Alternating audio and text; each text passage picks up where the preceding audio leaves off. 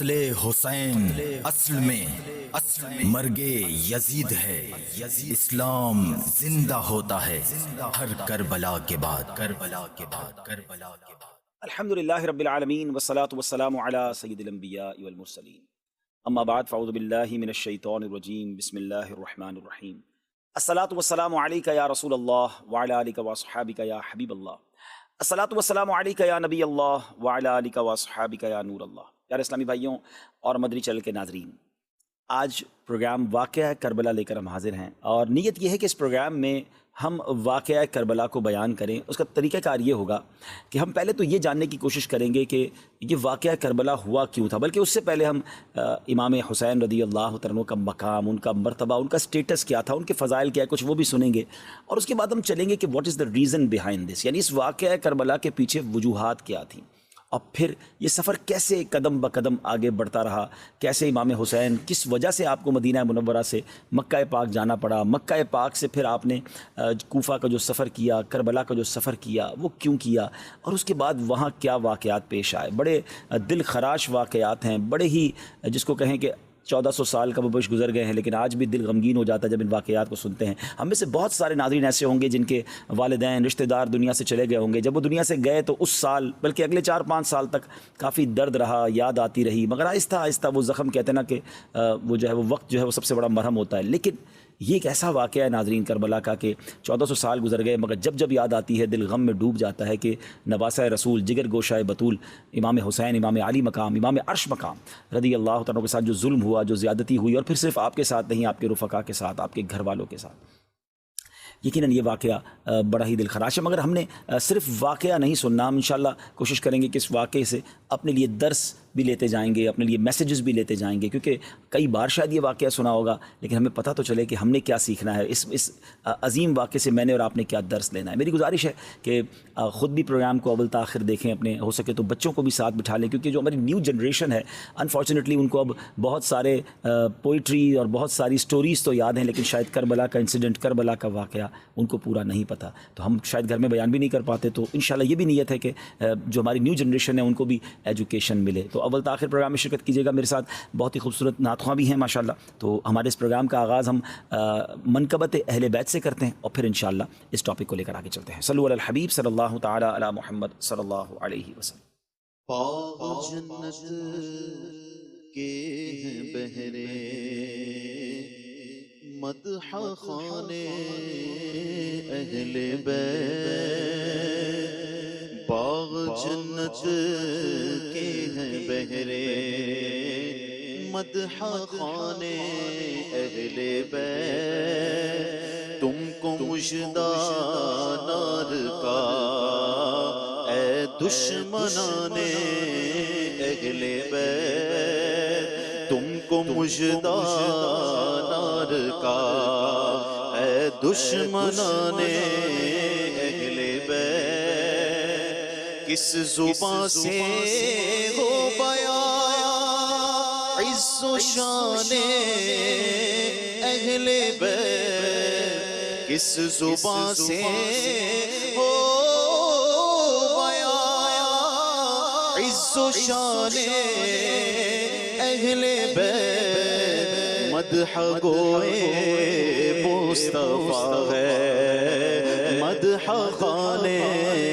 اہل بیت، مدح گوئے مصطفیٰ ہے، مدح خوان اہل بیت، ان کی پاکی کا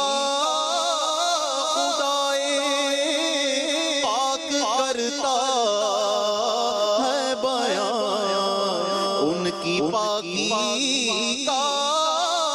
خدائے پاک کرتا ہے بیان، آیا تطہیر سے ظاہر ہے شان اہل بیت، آیا تطہیر سے ظاہر ہے شان اہل بیت،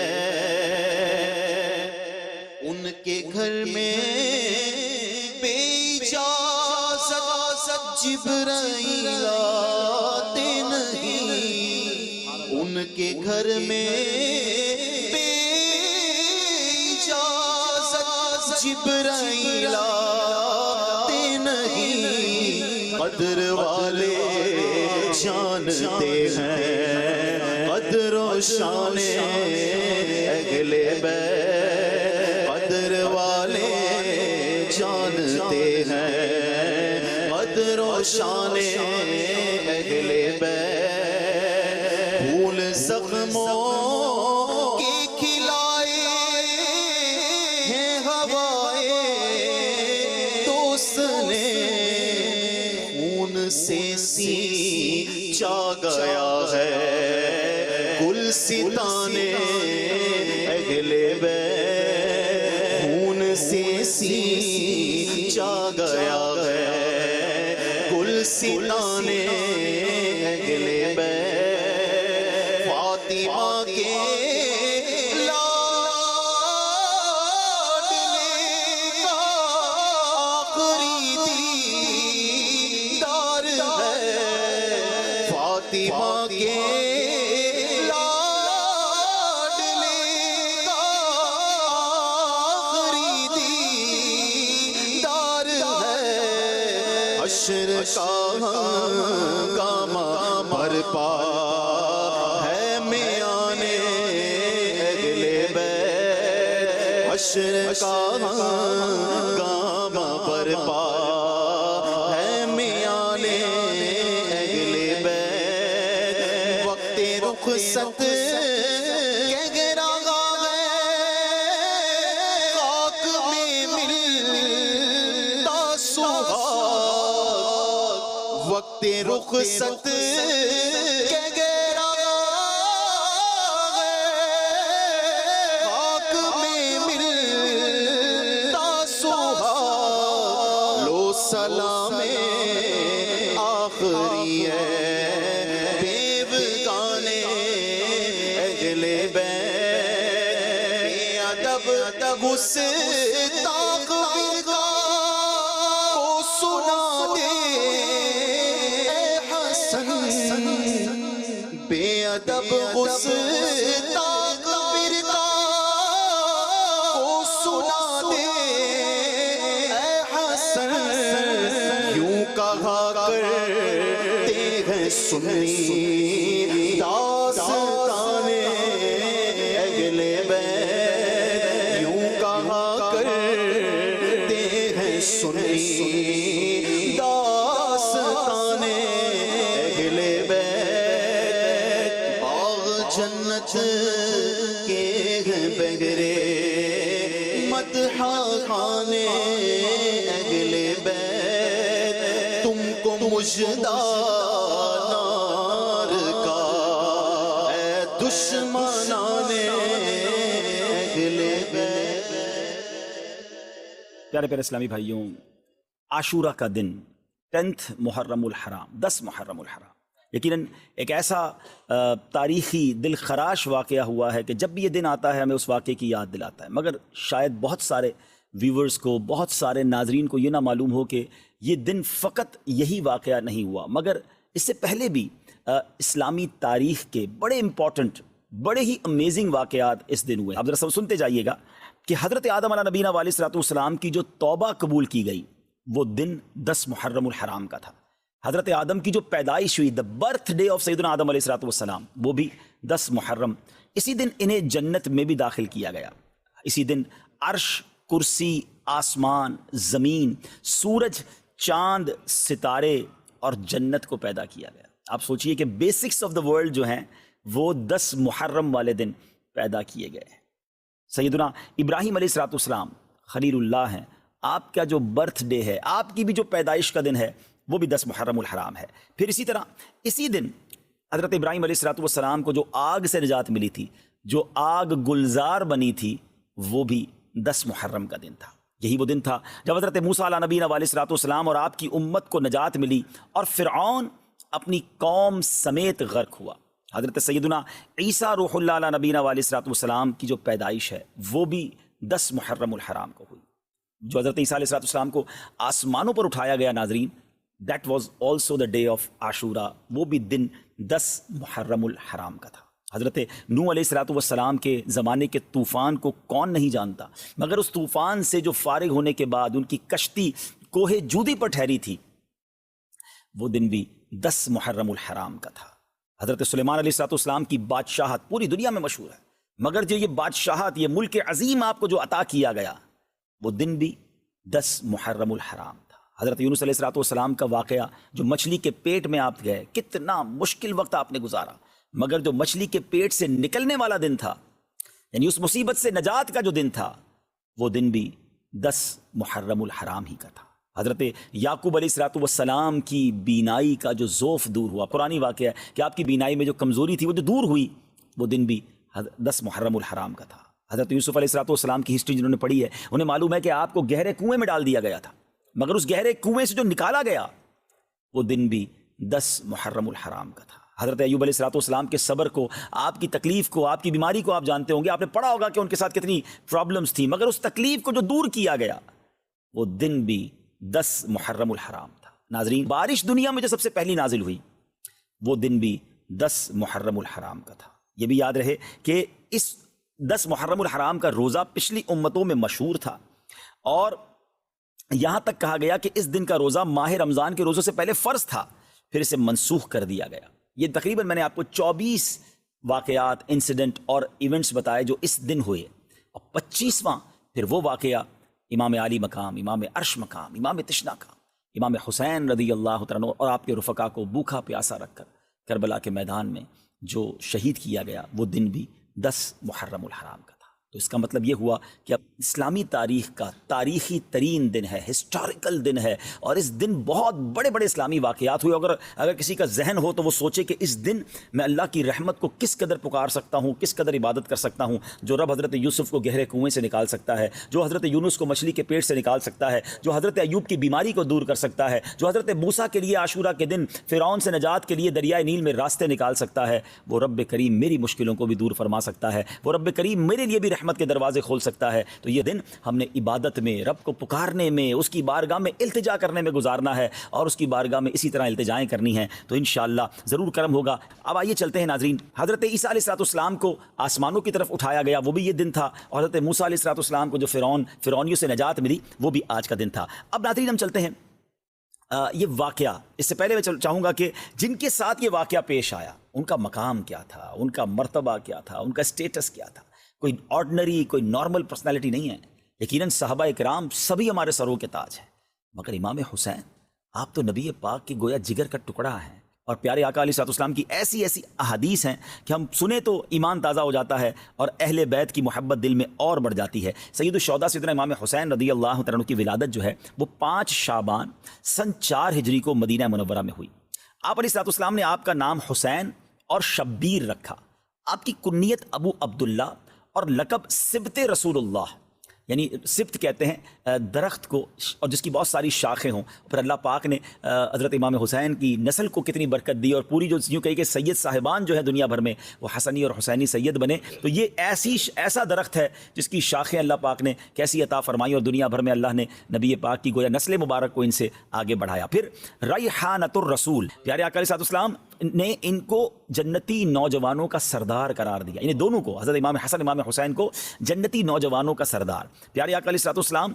ایک اور حدیث پاک میں ارشاد فرمایا، ان ابن عباس من احبہما فقط احبنی ومن ابغضہما فقط ابغضنی، جس نے ان دونوں یعنی امام حسن اور امام حسین رضی اللہ عنہما سے محبت کی، پیارے آقا فرماتے اس نے مجھ سے محبت کی، اور جس نے ان سے عداوت کی، ان سے دشمنی کی، وہ ایسا ہے جیسا اس نے مجھ سے دشمنی کی۔ ناظرین ذرا غور کیجئے، میرے آقا علیہ الصلوۃ والسلام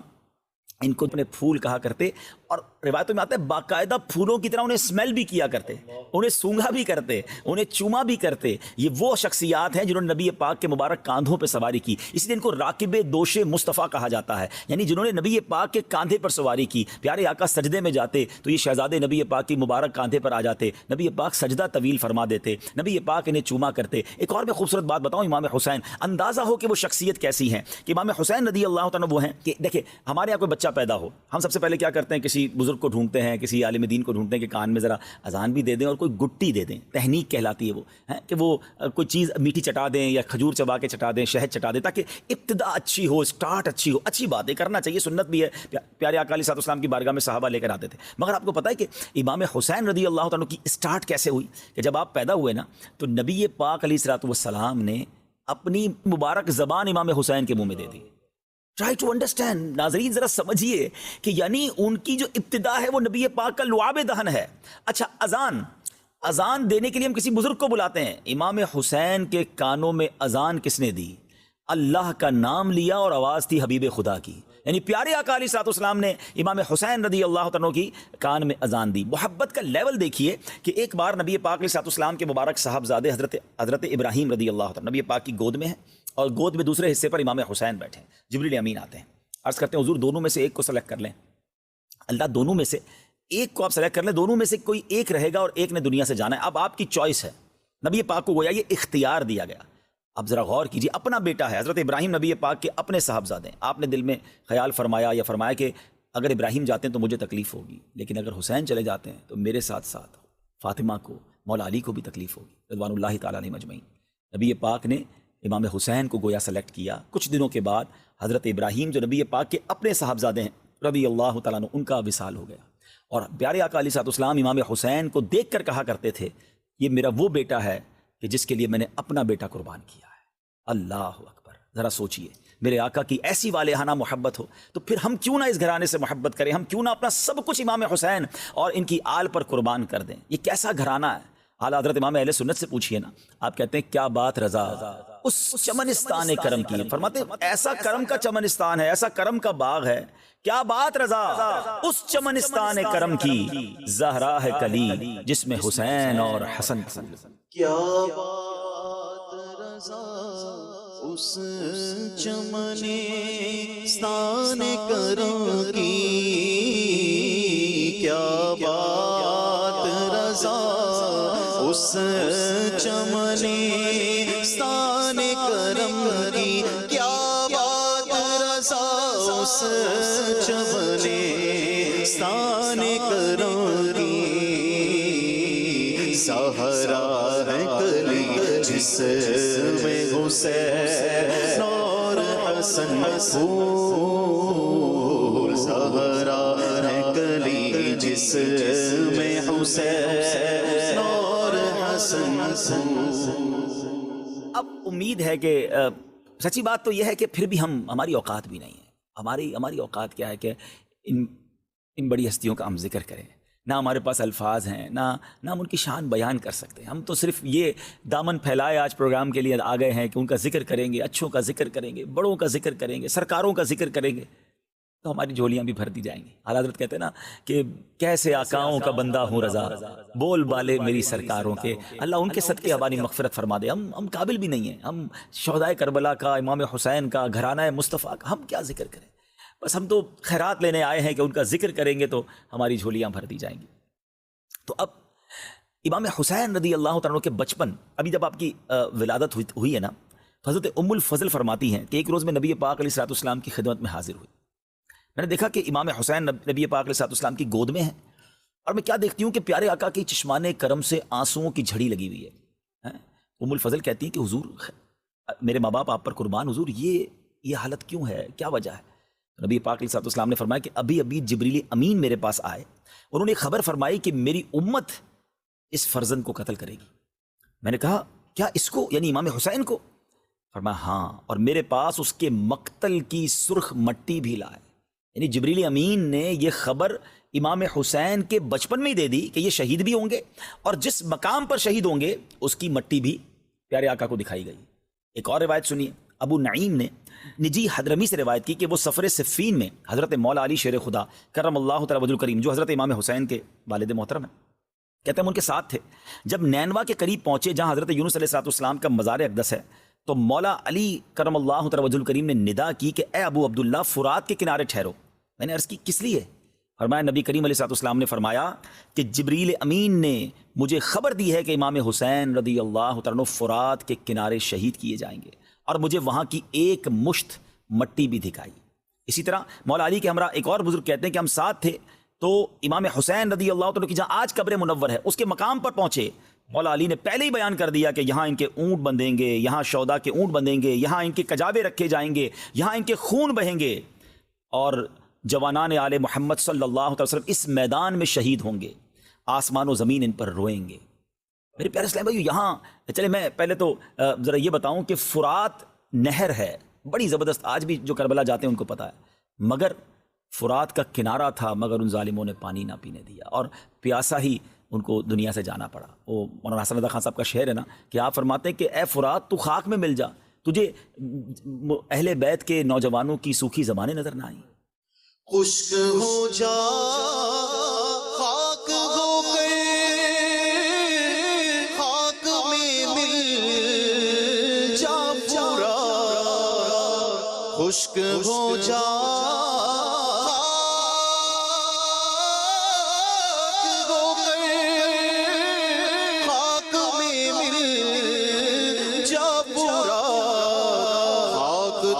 پر دیکھ تو سوکھی زبانیں اہل بیت، خاک تجھ پر دیکھ تو سوکھی زبانیں اہل بیت۔ اب ناظرین، یہاں جو بات بڑی اہم سمجھنے والی ہے، دیکھیں نبی پاک علیہ السلام کو بچپن سے معلوم تھا کہ امام حسین شہید ہوں گے، مولا علی کو معلوم ہے، بی بی فاطمہ کو معلوم ہے رضوان اللہ تعالیٰ علیہ مجمعین، اور صحابہ کرام کی بڑی جماعت کو، یعنی مدینہ منورہ بھی مشہور ہو چکا تھا کہ نواسہ رسول شہید کیے جائیں گے۔ اب بڑا ریلیونٹ کوسچن ہے، بڑا اہم سوال ہے کہ جناب نبی پاک علیہ السلام تو وہ ہیں جو اشارہ کریں تو چاند دو ٹکڑے ہو جاتا ہے، آپ دعا فرمائیں تو ڈوبا سورج پلٹ آتا ہے، بڑے بڑے مسائل، بڑے بڑے پرابلم لے کر صحابہ آتے اور نبی پاک ہاتھ اٹھاتے ان کے مسائل حل ہو جاتے، ٹوٹی پنڈلی لے کر آتے پیارے آقا جوڑ دیتے، نکلی آنکھ لے کر آتے نبی پاک لگاتے وہ آنکھ روشن ہو جاتی۔ وہ آقا علیہ السلام جن کے پاس اتنا اختیار اور محبت کا عالم یہ کہ نبی پاک فرمائے حسین مجھ سے اور میں حسین سے ہوں،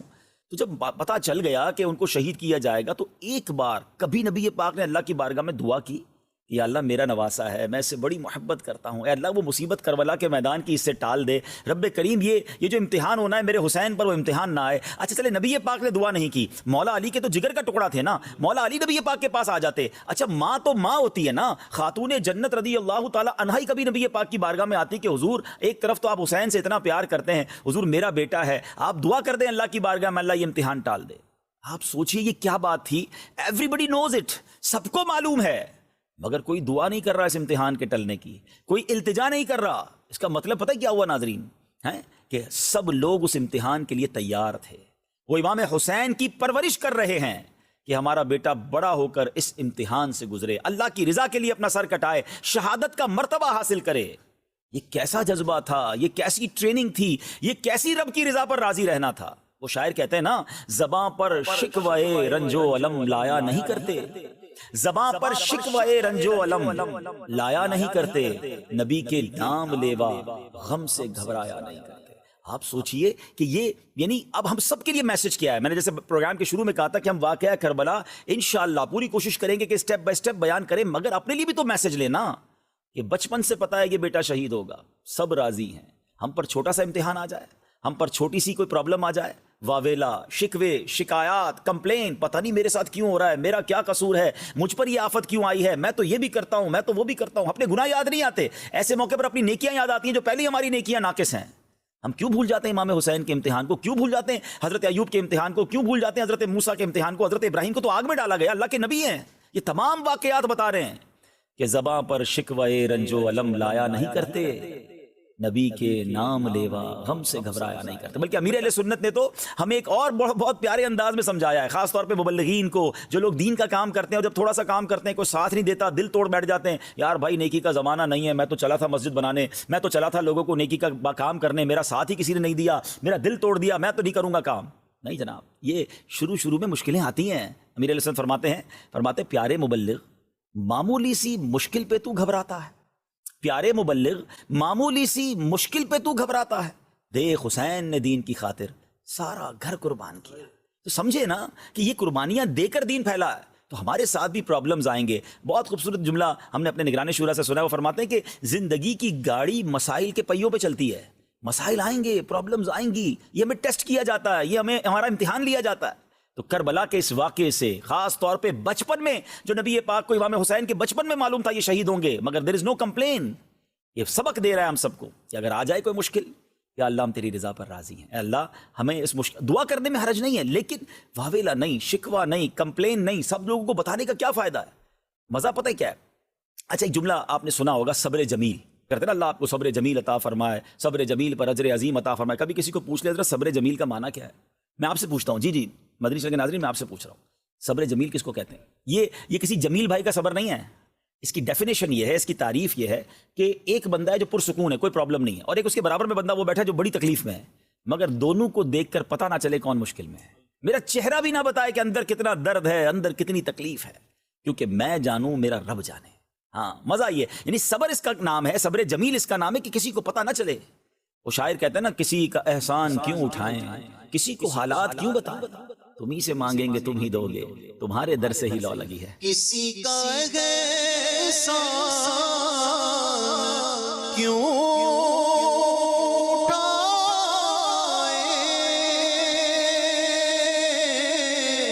اور کسی کو حالات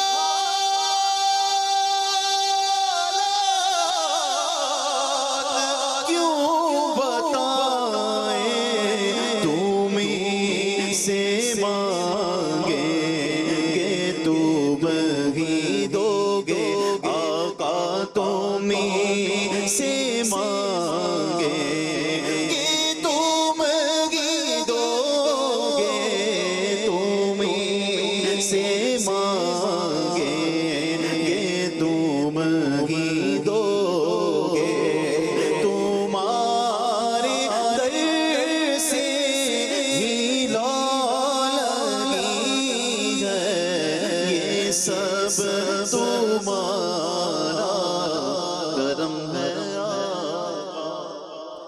امید ہے کہ میں اللہ کرے کہ یہ پیغام لینے میں ہم کامیاب ہو جائیں کہ امتحان آئیں گے، مشکل آئے، ابھی بھی ہو سکتا ہے آپ کسی مشکل میں ہوں، کسی پریشانی میں ہوں، بیماری میں ہوں، قرضے میں ہوں، ٹینشن میں ہوں، کربلا والوں کو یاد کریں اور اللہ کی رضا پر راضی رہیں۔ ان اللہ مع الصابرین، انشاءاللہ اس کی رحمت ساتھ ہوگی، سب بہتر ہو جائے گا۔ اب چلتے ہیں ناظرین،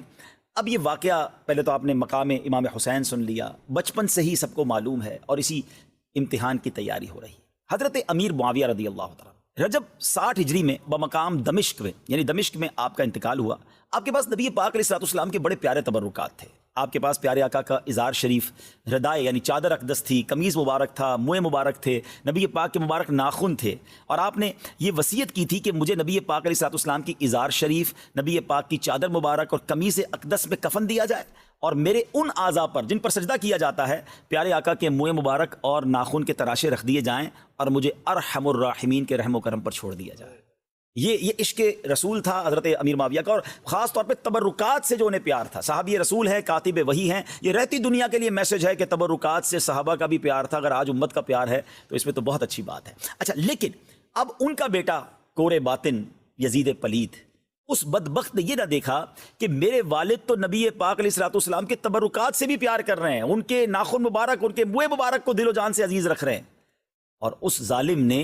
جگر گوشہ بطول نبی پاک کے سب جسم کا حصہ ہے امام حسین، ان کے ساتھ ظلم کیا، ان کے ساتھ زیادتی کی۔ وہ کہتے ہیں نا کہ جس کے نصیب پھر جائیں، جس کے اندر بدبختی لکھی ہوئی ہو، تو اس سے بہت بڑے بڑے گناہ ہوتے ہیں۔ اچھا، یہاں میں ایک چھوٹی سی بات کر کے پھر مزید آگے کی طرف چلوں گا کہ ہمیشہ ایک فارمولہ یاد رکھیں کہ کبھی بھی کسی کے بچے کی غلطی کی وجہ سے، کسی کے بچے کے برے عمل کی وجہ سے اس کے والد کو برا بھلا یا کرٹیسائز گھر والوں کو نہیں کیا جائے گا۔ اگر یہ فارمولہ بنا لیا جائے تو پھر تو حضرت آدم علیہ السلام اللہ کے نبی ہے نا، آپ کا ایک بیٹا یقیناً حابیل تھا جس کو قتل کیا گیا، مگر قتل کرنے والا کون تھا؟ قابیل، وہ بھی تو آپ ہی کا تو بیٹا تھا۔ تو کیا معاذ اللہ قابیل کے قاتل ہونے کی وجہ سے حضرت آدم کو کوئی برا کہے گا؟ وہ تو ایمان سے ہاتھ دھو بیٹھے گا۔ بالکل اسی طرح حضرت نوح علیہ السلام ہے، آپ کا ایک بیٹا اس مسلمان نہیں تھا۔ تو اب پتہ یہ چلا، یہ پوری اگر تفصیل میں جائے تو بہت ساری باتیں آ جائیں گی کہ اللہ پاک کی مرضی ہے، ہدایت کسی کو ملے کسی کو نہ ملے ہے، اور یہ بدبختی ہوتی ہے کسی شخص کی، وہ اتنے بڑے گھرانے میں بھی پیدا ہو کر وہ ہدایت کا نور حاصل نہیں کر سکتا، مگر اس کی وجہ سے کبھی بھی کسی کے اولاد کی وجہ سے والد کو برا بھلا نہیں کہا جائے گا۔ تو یہاں یہ بات بھی ہمیں یاد رکھنی ہے۔ اب کیا ہوا کہ حضرت امیر معاویہ رضی اللہ تعالیٰ کے وصال کے بعد یزید بدبخت جو ہے یہ تخت پر بیٹھ گیا، اور اس نے قبضہ کر لیا، اور اس نے اپنی بیعت کے لیے، اس زمانے میں سمجھے اوتھ لیا جاتا تھا، حلف لیا جاتا تھا، یا بیعت لی جاتی تھی کہ بھائی آپ اس امیر المومنین کے یا اس سلطنت کے حاکم کی بیعت کر لیں اور اس کو فالو کریں گے، اس کے رولز ریگولیشن کو آپ اپنائیں گے۔ تو ہوا یہ کہ سب طرف اس نے خطوط بھیج دیے ساری سلطنت میں کہ سب لوگ یزید کی بیعت کریں۔ اب یہ ایک جو یوں سمجھے میسنجر جو تھا، خط لے کر، یہ مکتوب لے کر مدینہ طیبہ ایک شخص پہنچا اور امام حسین کی بارگاہ میں آیا۔ ان کو یہ کہا گیا تھا کہ سب سے پہلے آپ نے حضرت زبیر صحابی رسول رضی اللہ تعالیٰ عنہ، وہ بھی مدینہ پاک میں تھے اور امام حسین بھی تھے، کہ ان دونوں کی بیعت لے لو گے تو معاملہ سیٹل ڈاؤن ہو جائے گا، پھر پورے مدینے کے لوگ لے لیں گے۔ تو حضرت زبیر نے بھی منع کر دیا، اور امام حسین کے پاس وہ مکتوب پہنچا تو آپ نے بھی صاف انکار کر دیا، کیونکہ آپ جانتے تھے کہ یزید جو ہے وہ بدبخت ہے، وہ شرابی ہے، وہ برے اعمال کرنے والا ہے، اور وہ یہ سمجھے کہ مسلمانوں کا رہنما بننے کے قابل ہی نہیں ہے۔ اچھا، امام حسین یہ بھی جانتے تھے کہ اگر یزید کی بات مان لی جاتی ہے پھر تو سمجھے کہ اس نے بڑے آفرز بھی دیے تھے کہ آپ کو اتنے پیسے، تو اتنی مراعات اور اتنی ساری چیزیں آپ کو دی جائیں گی اور آپ کی لائف بڑی لگژری کر دی جائے گی۔ مگر یہ تو نواسۂ رسول تھے نا، یہ جانتے تھے کہ باطل کے آگے اگر آج ہم نے سر جھکا لیا، اگر آج ہم نے کسی فاسق و فاجر کو اپنا امیر بنا لیا، تو پھر تو رہتی دنیا کے لیے اسلام کا نظام بگڑ جائے گا نا۔ آپ ذرا سوچئے، امام حسین خود چاہتے تو بڑی لگژری لائف گزار لیتے، کمپرومائز کر لیتے کہ ٹھیک ہے اب جیسا بھی ہے چلنے دو، لیکن آپ جانتے تھے کہ اگر وہ اس وقت کمپرومائز کر لیتے تو پھر رہتی دنیا کے لیے ایگزامپل بن جاتی کہ آج بھی لوگ کہتے ہیں جب امام حسین کمپرومائز کر سکتے ہیں تو ہم بھی کمپرومائز کر لیں۔ آپ نے کمپرومائز نہیں کیا، آپ نے اس کی بات نہیں مانی، آپ نے اپنا سر کٹانا قبول کر لیا، مگر دین کے پرچم کو بلند کر گئے۔ وہ شاعر کہتے ہیں نا، قتل حسین اصل میں مرگ یزید ہے، اسلام زندہ ہوتا ہے ہر کربلا کے بعد۔ آپ نے اپنی جان تو لٹا دی مگر اسلام کو زندہ کر گئے۔ تو اب جب آپ نے اس کی بات نہیں مانی ناظرین، تو اب آپ سمجھ گئے کہ اب یزید نے بہت ظلم کرنا ہے، اب مجھ پر حملے کرنے۔ اور سبحان اللہ، یہاں علماء کہتے ہیں کہ ایک اور ادب بھی تھا کہ میں مدینہ پاک میں ہوں اور یہاں قتل و غارت گری ہوگی، تو شہر مدینہ میں، میرے آقا کے شہر میں بد امنی نہ ہو، یہاں قتل و غارت گری نہ ہو، یہاں پر جو ہے نا وہ بے ادبی نہ ہو، تو بہتر یہی ہے کہ میں مدینہ چھوڑ کر چلا جاتا ہوں۔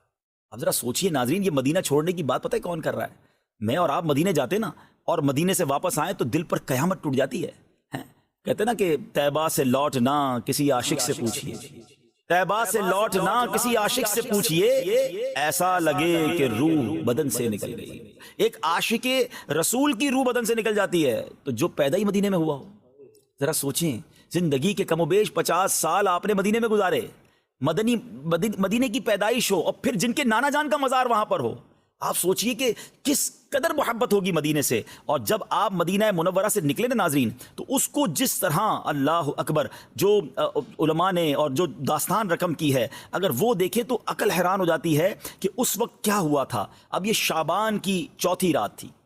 اور اس کے 3 پہر گزر چکے ہیں، اور نرم نرم ہوا کے جھونکے سونے والوں کو تھپک تھپک کر سلا رہے ہیں۔ ستاروں کے سنہرے رنگ میں کچھ کچھ سفیدی ظاہر ہو چلی ہے۔ اندھیری رات کی تاریکی اپنا دامن سمیٹنا چاہتی ہے۔ تمام شہر میں سناٹا ہے، نہ کسی بولنے والے کی آواز کان تک پہنچتی ہے، نہ کسی چلنے والے کی چہل پہل سنائی دیتی ہے۔ شہر بھر کے دروازے بند ہیں، ہاں خاندان نبوت کے چشم و چراغ اس وقت جاگ رہے ہیں۔ سامان سفر درست کیا جا رہا ہے، ضرورت کی چیزیں باہر نکالی گئی ہیں، سواریاں دروازوں پر تیار کھڑی ہیں، پردے کا انتظام ہو چکا ہے۔ ادھر امام کے بیٹے، بھائی، بھتیجے، گھر والے سواریوں پر سوار ہو رہے ہیں، اور حضرت امام حسین رضی اللہ تعالیٰ عنہ مسجد نبوی سے باہر تشریف لا رہے ہیں۔ دل کی کیفیت ہے، آنکھوں میں آنسو ہیں، محرابوں نے سر جھکا کر تسلیم کی، میناروں نے کھڑے ہو کر تعظیم دی۔ قافلہ سالار کے تشریف لاتے ہی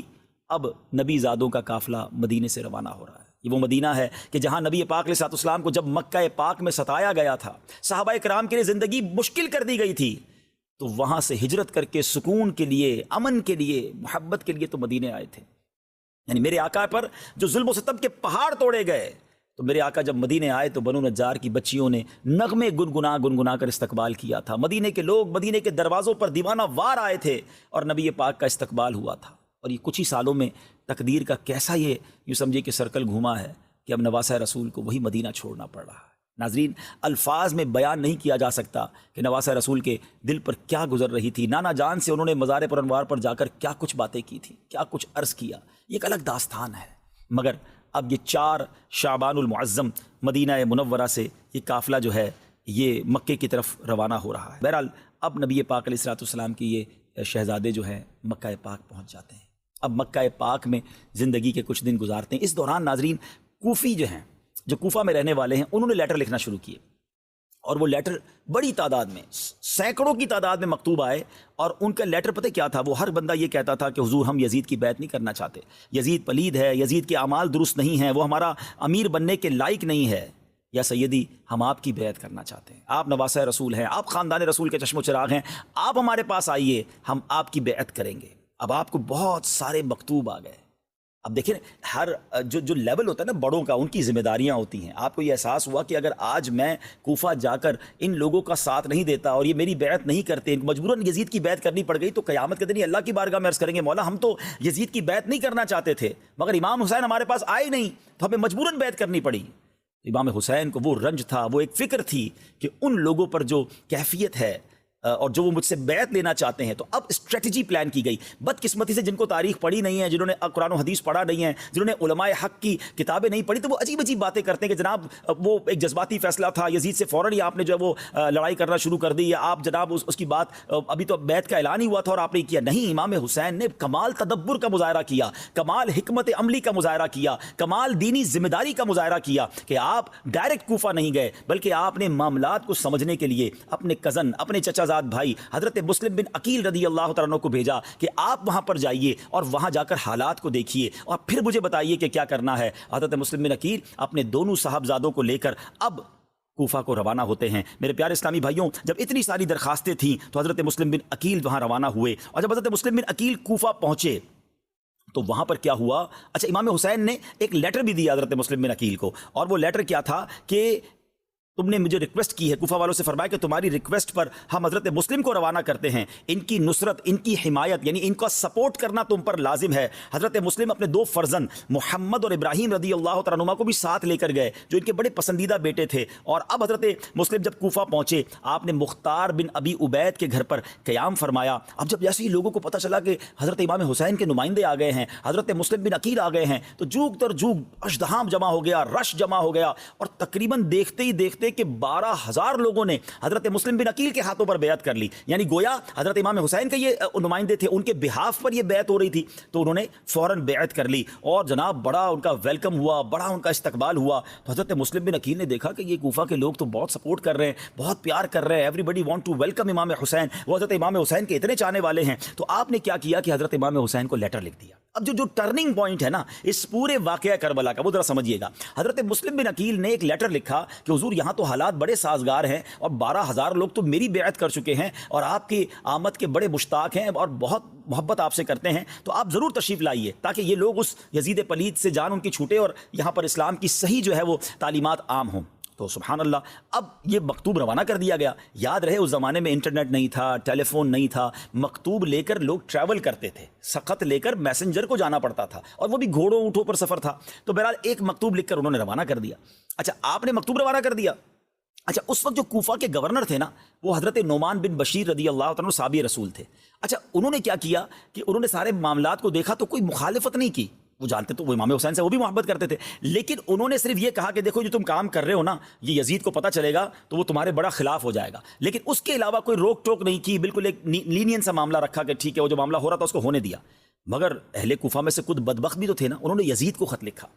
کہ نعمان بن بشیر جو ہیں صحابی رسول رضی اللہ تعالیٰ عنہ، یہ خاموش بیٹھے ہوئے ہیں، اور مسلم بن عقیل آ گئے ہیں رضی اللہ تعالیٰ عنہ اور امام حسین کے نام پر بیعت لے رہے ہیں، اور یہ معاملہ تمہارے خلاف جا رہا ہے۔ تو جیسے یزید پلید کو یہ پتا چلا کہ یہ تو پاسا ہی پلٹ جائے گا، تو اب یزید نے کیا کیا کہ ابن زیاد، یہ ابن زیاد جو ہے یہ بصرہ کا اس وقت والی تھا، اس کو کوفہ کا گورنر بنایا، اور فوراً کا تم وہاں پہنچو اور حضرت نعمان بن بشیر رضی اللہ تعالیٰ کو سیک کر دیا، اپنی ذمہ داری سے فارغ کر دیا کہ اب آپ گورنر نہیں ہیں، اب کوفہ کے گورنر کون؟ اب ابن زیاد کوفہ کا گورنر ہوگا۔ اچھا، ابن زیاد ایسا مکار تھا کہ اس کو یہ تو پتہ چل گیا تھا کہ ہزاروں لوگ امام حسین کے چاہنے والے وہاں موجود ہیں، اور میں جا رہا ہوں ان کو روکنے کے لیے، ان کے خلاف کام کرنے کے لیے، تو میں کوفہ میں داخل کیسے ہوں گا؟ تو اس بدبخت نے پلان کیا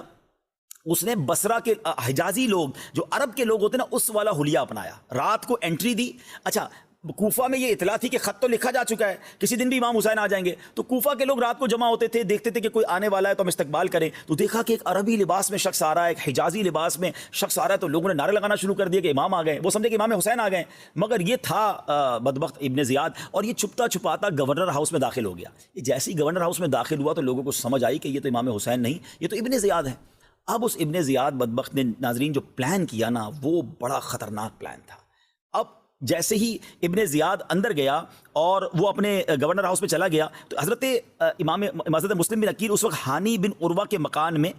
اقامت کر رہے تھے، یعنی ان کی رہائش ایک شخص تھا جس کا نام ہانی بن عروہ تھا، اس کے گھر میں آپ رہتے تھے۔ تو ابن زیاد نے کیا کیا کہ ہانی کو اپنے کارکنان بھیجے، فوج بھیجی، اور پہلے تو ہانی کو گرفتار کر لیا، یعنی جو ہوسٹ تھا جس نے پناہ دی تھی یا جس نے رہائش دی تھی اسی کو گرفتار کر لیا۔ اچھا، جیسے ہی گرفتار کیا حضرت مسلم کو بھی پتہ چل گیا تو آپ نے لوگوں کو کہا کہ چلو چلتے ہیں گورنر ہاؤس۔ دیکھتے ہی دیکھتے ناظرین 40,000 افراد گورنر ہاؤس کے گرد جمع ہو گئے، پورے گورنر ہاؤس کو جو بھی مکان تھا یا جو بھی عمارت تھی اس کو گھیرے میں لے لیا، اور اب صرف حضرت مسلم بن عقیل کے اشارے کی دیر تھی۔ یہ 40,000 کا لشکر اندر جاتا تو سب تہس نہس ہو جاتا اور کنٹرول کوفہ کا حضرت مسلم بن عقیل کو مل جاتا اور معاملہ سارٹ آؤٹ ہو جاتا، مگر حضرت مسلم بن عقیل جنگ کرنے نہیں گئے تھے۔ اور سبحان اللہ کیا تربیت تھی آپ کی، آپ نے ایسا کوئی آرڈر نہیں دیا۔ اندر اس کو پتہ چل گیا ابن زیاد کو کہ باہر تو 40,000 کا لشکر ہے، یہ لوگ تو اگر اندر آئیں گے تو تہس نہس کر دیں گے اور سارا میرا معاملہ الٹ پلٹ ہو جائے گا۔ اس بدبخت نے پلان کیا کہ اس نے اپنے فوجیوں کو بھیجا اور جو کوفہ کے بڑے پیسے والے لوگ تھے، عمائدین تھے، قبیلوں کے سردار تھے، ان سب کو گرفتار کیا اور ان کو گرفتار کر کے کہا کہ تم ان لوگوں کو کہو کہ حضرت مسلم بن عقیل کی جو ہے وہ دوستی چھوڑ دیں، ان کی حمایت چھوڑ دیں، ورنہ میں نے تم کو بھی مار ڈالنا ہے، تمہارے خاندان کو بھی اڑا دینا ہے۔ اچھا، ان لوگوں کو اتنا ڈرایا کہ چھت پر وہ لوگ اوپر آئے۔ اب نیچے سمجھنے ذرا امیجن کریں کہ ایک بڑا سا محل ہے یا بڑا سا گورنر ہاؤس ہے، اس کی چھت پر پورے کوفہ کے بڑے بڑے رئیس، بڑے بڑے قبیلوں کے سردار کھڑے ہیں اور نیچے 40,000 لوگوں کا لشکر ہے، حضرت مسلم بن عقیل بھی نیچے موجود ہیں۔ ان لوگوں نے اوپر سے آوازیں لگانا شروع کی اور اپنے خاندان والوں کو کہا کہ ان کا ساتھ چھوڑ دو ورنہ ہم مارے جائیں گے، ہم بھی مارے جائیں گے، ابن زیاد نے تمہیں بھی نہیں چھوڑنا ہے، تمہارے بھی گھر تباہ ہو جائیں گے، تم ہمیں بھی بچاؤ اور اپنے آپ کو بھی بچاؤ۔ اب وہ ڈراتے گئے۔ اچھا، ایسا کبھی ہوتا نہیں تھا کہ جو ہم نے تو صحابہ کی سیرت میں پڑھا ہے کہ نبی پاک کے ساتھ شامل ہوئے تو 313,000 کے لشکر سے ٹکرا گئے، اللہ کی رحمت پر بھروسہ تھا، مگر کوفیوں کا انداز دیکھیں کہ جیسے ہی ان کو ڈر اور خوف دلایا گیا ایک ایک کر کے وہ کم ہوتے گئے، ڈر ڈر کے اپنے گھر جاتے گئے۔ آخر کار جب مغرب کا وقت ہوا تو امام مسلم بن عقیل رضی اللہ عنہ کے پاس صرف 500 لوگ رہ گئے، آؤٹ آف 40,000، 40,000 میں سے صرف 500 لوگ رہ گئے۔ اور جب مغرب کی جماعت کی آپ نے امامت کی اور جب آپ نے امامت کے بعد سلام پھیرا تو ایک بندہ بھی پیچھے باقی نہیں تھا۔ امام عالی مقام کے نمائندے امام مسلم بن عقیل رضی اللہ تعالیٰ عنہ اکیلے ہیں، آپ کے 2 بچے ہیں اور آپ اکیلے ہیں۔ کوفیوں نے ایسی بد عہدی کی، کوفیوں نے ایسی بے وفائی کی، ساری زندگی یوں سمجھے قیامت تک ان کی اس بے وفائی پر، ان کی اس بد عہدی پر، ان کا اس ساتھ نہ دینے پر ان پر ملامت ہوتی رہے گی، ملامت ہو رہی ہے۔ اب وہ جو وقت تھا حضرت مسلم بن عقیل کا، پر آپ ذرا غور کیجیے۔ اچھا، ایک اور جو عجیب بات کتابوں میں لکھی کہ آپ کو اپنی فکر نہیں تھی، آپ اس وقت بھی آپ کی آنکھوں میں آنسو تھے کہ ہائے میں نے امام حسین کو خط لکھ دیا ہے، میں نے انہیں بلا لیا ہے، جب میرا انہوں نے یہ حال کیا ہے تو میرے امام آئیں گے تو ان کا کیا ہوگا، وہ تو اپنی فیملی کے ساتھ آئیں گے۔ آپ ذرا غور کریں کہ یہ کیسے پورا جو ہے وہ سفر ہوا ہوگا۔ اے میرے پیارے اسلامی بھائیو، اب ہم یہاں اس واقعے کو تھوڑا سا بریک کرتے ہیں۔ اب آپ یوں سمجھ لیں کہ حضرت مسلم بن عقیل تنہا ہو گئے ہیں، ان کے بچے ہیں اور امام حسین کو وہاں مکتوب یہ مل گیا کہ آپ نے چلنا ہے۔ انشاءاللہ کل کے پروگرام میں اسی واقعے کو یہی سے لے کر آگے چلیں گے۔ ہمیں اجازت دیجیے۔ صلو علی الحبیب صلی اللہ تعالی علی محمد صلی اللہ علیہ وسلم۔ قتل حسین اصل میں مرگ یزید ہے، اسلام زندہ ہوتا ہے ہر کربلا کے بعد۔